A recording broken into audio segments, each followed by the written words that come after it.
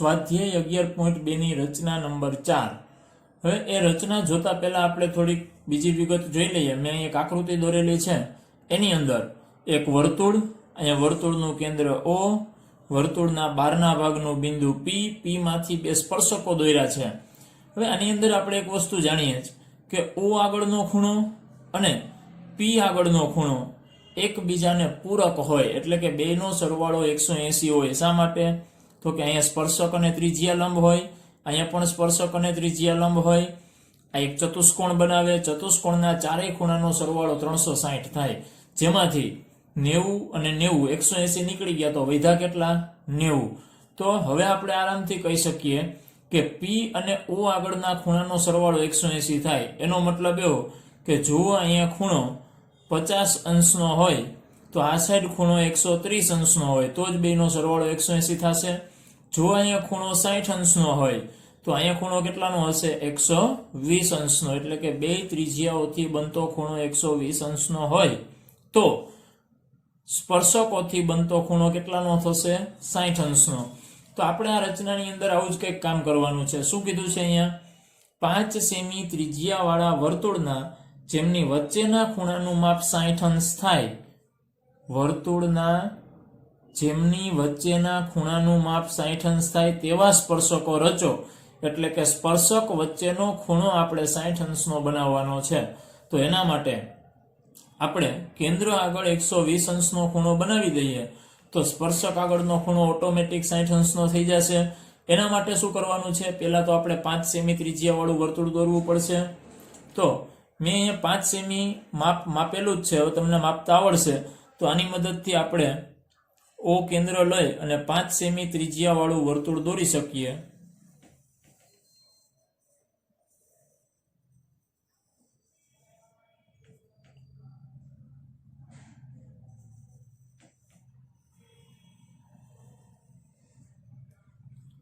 પાંચ સેમી ત્રિજ્યાવાળું વર્તુળ બની ગયું। હવે શું કરવાનું છે? આપણે 60 અંશનો ખૂણો બનાવવા માટે આપણે પેલા કેન્દ્ર આગળ 120 અંશનો ખૂણો બનાવીએ, અને 120 અંશનો ખૂણો બનાવતા આપણને આવડે છે શું કરવાનું? 60 અંશનો ખૂણો જે રીતે બનાવતા હોય એ રીતે આપણે ડબલ વખત ચાપ મારી દઈએ તો એ આપણને કેટલાનો ખૂણો આપશે? 120 અંશનો ખૂણો આપે। તો એના માટે પહેલા આપણે એક રેખાખંડ કે કિરણની જરૂર પડે। તો આપણે ત્રિજ્યા લઈએ, O માંથી વર્તુળ પરના બિંદુ સુધીનું કોઈ એક માપ ફિક્સ કરી દઈએ। માની લ્યો કે અહીંયા આપણે કંઈક નામ આપી દઈએ Q। તો પહેલો મુદ્દો આપણો શું બનશે? આની અંદર O કેન્દ્રવાળું 5 સેમી ત્રિજ્યાવાળું વર્તુળ રચો અને વર્તુળ પરનું કોઈ બિંદુ Q લો। OQ બરાબર શું થશે? 5 સેમી ત્રિજ્યા થશે ને। હવે અહીંયા જ આપણે 60 અંશનો ખૂણો બનાવવો હોય તો આપણે શું કરતા હોય? O ને કેન્દ્ર લઈને એક ચાપ દોરીએ, પછી એટલી જ ત્રિજ્યા લઈ, અહીંયા જો ત્રિજ્યા ફિક્સ જ છે આપણી, એટલી જ ત્રિજ્યા લઈને આની ઉપર એક ચાપ દોરશું તો ખૂણો બનશે 60 અંશનો। બને કે નહીં? 60 વાળા બિંદુ પાસે જઈ પાછી એક ચાપ દોરશું તો ન્યા ખૂણો કેટલાનો બનશે? 120 અંશનો। તો અહીંયા આપણે 120 અંશનો ખૂણો બનાવી શકીએ આ રીતે, અથવા તો અહીંયા 60 અંશનો ખૂણો બન્યો અને 60 અંશનો ખૂણો આપણે આ સાઈડ બનાવીએ, 60 આ સાઈડ, 60 આ સાઈડ, તો ટોટલ આ બેને જોડશું તો કેટલાનો ખૂણો બનશે? 120 અંશનો ખૂણો। તો હવે અહીંયા બે બિંદુઓ જે મળ્યા આપણને, એક અહીંયા અને એક અહીંયા, બેને આપણે નામ આપી દઈએ। અહીંયા આપણે નામ આપીએ A, અહીંયા નામ આપીએ B। આની આપણે કાંઈ જરૂર નથી તો એને કાઢી શકીએ। ઓકે, હવે શું કરશું? આ બેને જોડી દેશું એટલે આપણને ખૂણો કેટલાનો મળશે? 120 અંશનો। કયો ખૂણો થશે? OAB વાળો।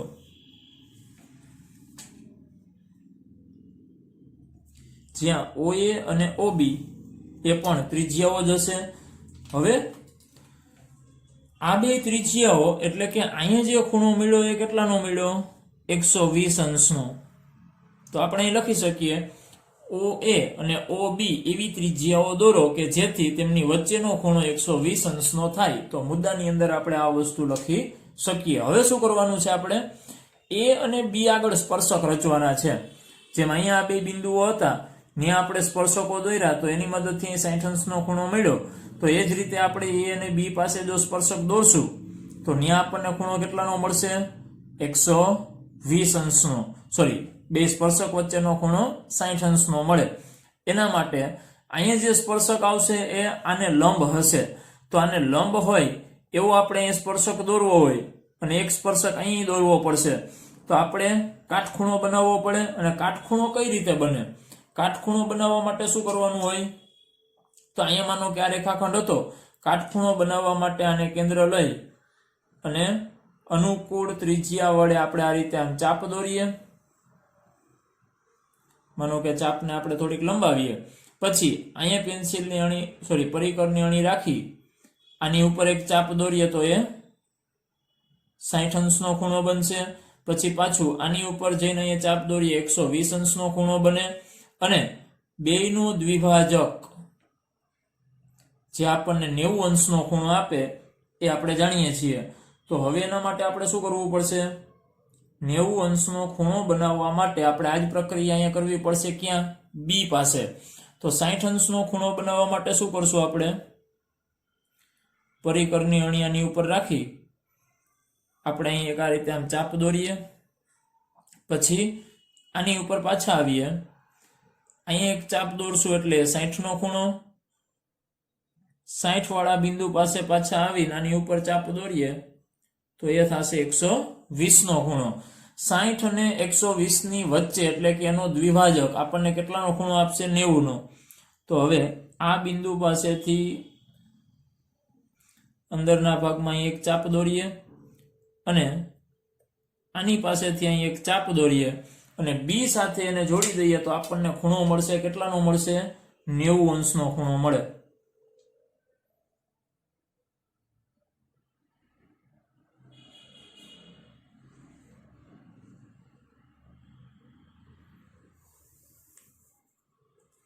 અહીંયા જે ખૂણો મળ્યો એ કેટલાનો મળશે? 90 નો. એટલે આપણે કાટખૂણો બનાવી શકીએ અને આને આપણે કંઈક નામ આપવું હોય તો આપી શકીએ. માનો કે આપણે આને હજી થોડીક લંબાવી દઈએ.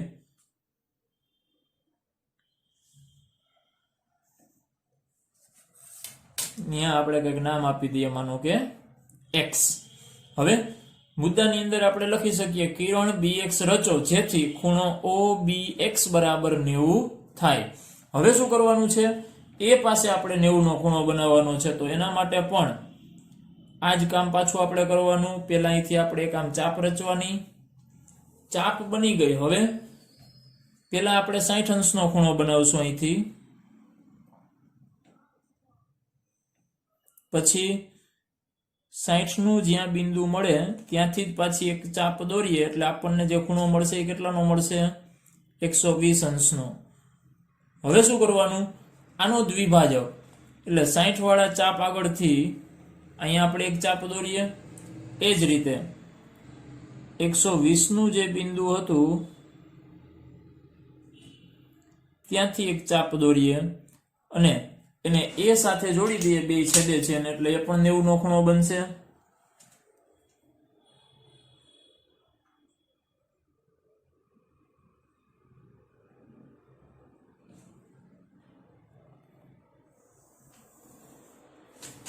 તો ત્યાં આપણે મુદ્દા તરીકે અહીંયા કિરણ y નામ આપી અને લખી શકીએ કિરણ AY રચો જેથી ખૂણો OAY બરાબર 90 થાય. અહીંયા આપણે કાટખૂણો બનાવી શકીએ.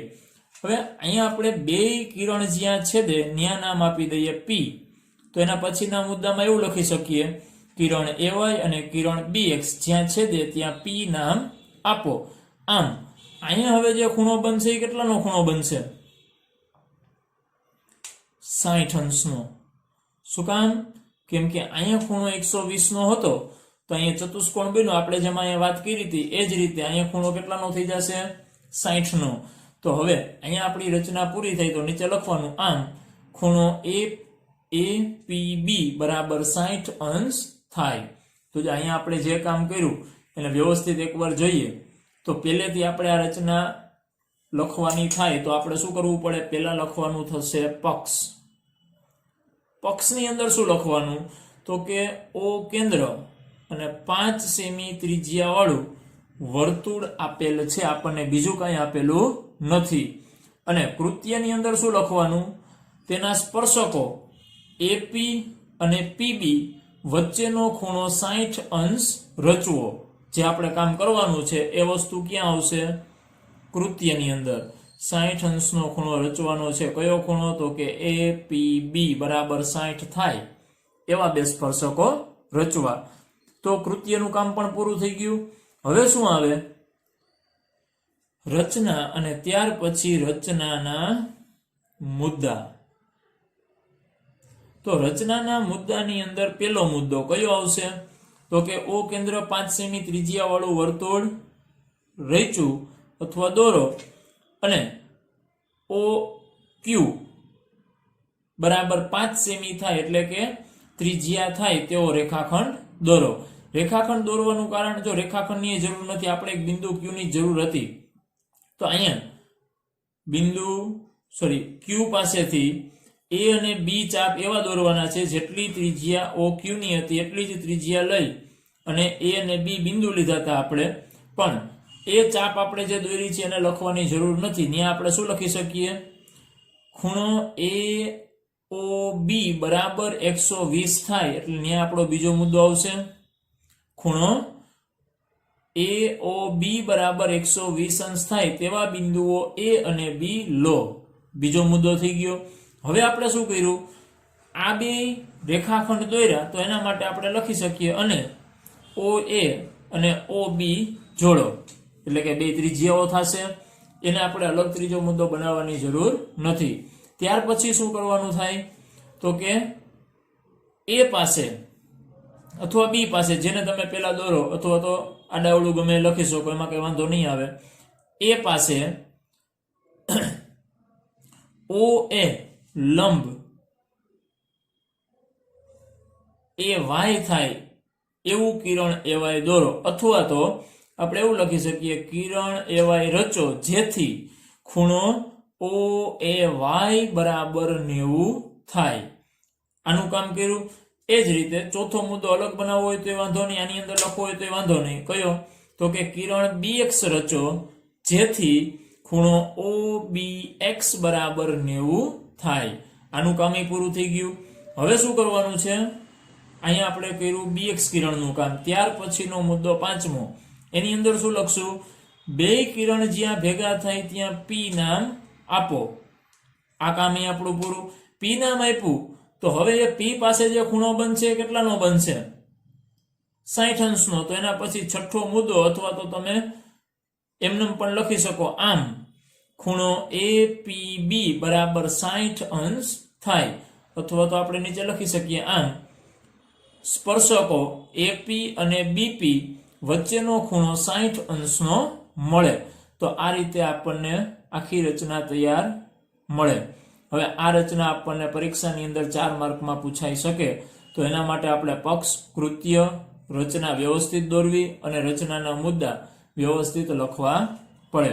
રચનાની અંદર અહીંયા આપણે જે પહેલા કામ કર્યું હતું એ શેના માટેનું હતું? માત્ર રચના કઈ રીતે આપણે દોરીએ છીએ ને શું કામ આવું કામ કર્યું એની સમજૂતી માટેનું અહીંયા આપણે ઉદાહરણ તરીકે લીધેલું હતું. અને આ વસ્તુ પણ આપણને ખ્યાલ હોવી જ જોઈએ, કેમ કે આપણે વર્તુળ ચેપ્ટરની અંદર આ વસ્તુ ભણી ગયા છીએ કે વર્તુળના સ્પર્શકોથી બનતો ખૂણો અને ત્રિજ્યાઓથી બનતો ખૂણો, આ બે ખૂણાઓ એકબીજાના પૂરક ખૂણાઓ હોય, આ પણ આપણને ખ્યાલ હોવો જોઈએ. સ્વાધ્યાય 11.2 રચના નંબર 5. પાંચમી રચનાની અંદર શું કીધું છે આપણને? 8 સેમી લંબાઈનો રેખાખંડ AB દોરો. તો મેં અહીંયા પહેલા એક રેખાખંડ દોરી લીધો છે, જેમાં આ સાઈડના બિંદુને આપણે A નામ આપીએ, આ સાઈડના બિંદુને આપણે B નામ આપીએ. તો AB રેખાખંડ દોરો. પછી A ને કેન્દ્ર લઈ 4 સેમી ત્રિજ્યા વાળું અને B ને કેન્દ્ર લઈ બીજું 3 સેમી ત્રિજ્યા વાળું વર્તુળ દોરો. એટલે એ અને બી પાસે આપણે એક એક વર્તુળ દોરવાના છે. પછી પ્રત્યેક વર્તુળને બીજા વર્તુળના કેન્દ્રમાંથી સ્પર્શકો દોરો. એટલે કે પહેલા તો આપણે અહીંયા એ અને બી માંથી વર્તુળો દોરી લઈએ. એને કેન્દ્ર લઈ 4 સેમી ત્રિજ્યા વાળું વર્તુળ, તો આપણે પહેલા 4 સેમી ત્રિજ્યા માપી લઈએ.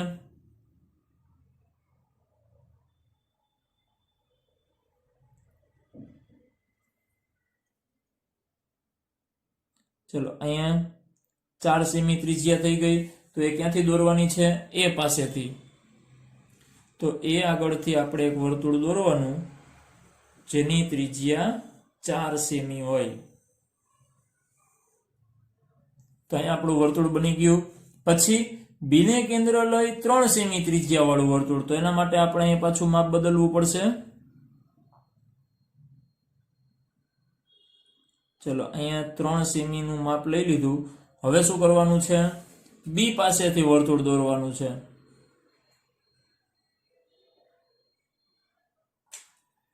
બી પાસેથી 3 સેમી ત્રિજ્યા વાળું વર્તુળ.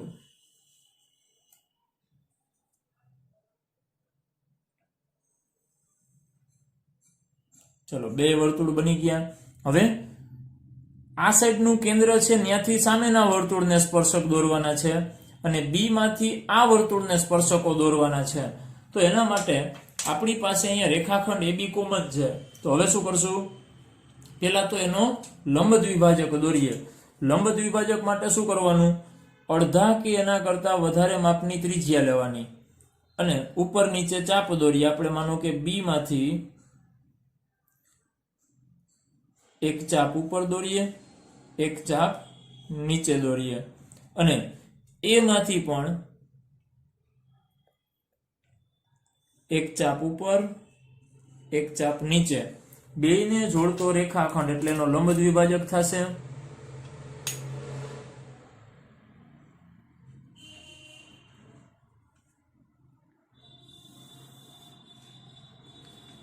લંબ દ્વિભાજક મળી ગયો. લંબ દ્વિભાજક રેખાખંડ AB ને જ્યાં છેદે ત્યાં આપણે નામ આપીએ M. જો આ ખરેખર આપણે કામ આગળના જેવું જ કરીએ છીએ. વર્તુળના બહારના બિંદુમાંથી દોરેલા સ્પર્શક દોરવા માટે આપણે એનો લંબ દ્વિભાજક દોરવાનો હોય. તો આના બહારનું બિંદુ B છે, તો AB નો લંબ દ્વિભાજક અહીંયા થયો. પછી B માંથી આપણે આને સ્પર્શક દોરવા છે, તો AB નો લંબ દ્વિભાજક દોરવાનો થાય. તો અહીંયા આપણને એક જ લંબ દ્વિભાજક બે માટે કોમન મળશે. હવે શું કરવાનું? M ને કેન્દ્ર તરીકે લેવાનું અને એ જેટલી ત્રિજ્યા લેવાની. એટલે કે AM જેટલી ત્રિજ્યા લઈ લઈએ તો એટલું જ માપ BM નું થશે, કેમ કે મધ્ય બિંદુ થાય. તો હવે આને કેન્દ્ર તરીકે લઈ અને આપણે વર્તુળ દોરીએ.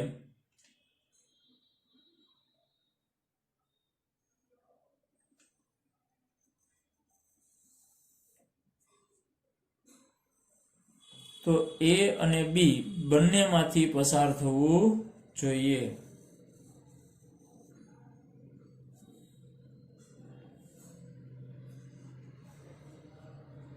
રેડી? હવે શું કરવાનું છે? આ સાઈડનું વર્તુળ અને આ વર્તુળ બે જ્યાં છેદે ત્યાં આપણે કંઈક નામ આપી દઈએ. AB તો અહીંયા છે જ, એટલે આપણે હવે AB નામ આપી શકશું નહીં. તો બીજા કોઈક નામ આપી દઈએ. માનો કે અહીંયા આપણે નામ આપીએ P અને નીચે નામ આપીએ Q. એ જ રીતે આ સાઈડે નામ આપવા પડશે. માનો કે અહીંયા આપણે નામ આપીએ X, અહીંયા નામ આપીએ Y. હવે શું કરવાનું છે? A માંથી X અને Y આગળ સ્પર્શકો, B માંથી P અને Q આગળ સ્પર્શકો. તો આપણે બધાને વારાફરતી જોડતા જઈએ. AX અને આ સાઈડ આવશે AY.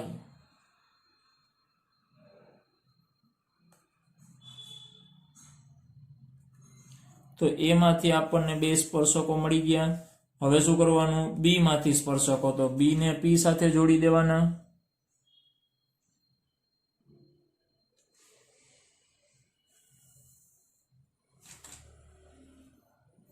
અને બી ને ક્યુ સાથે જોડવાના,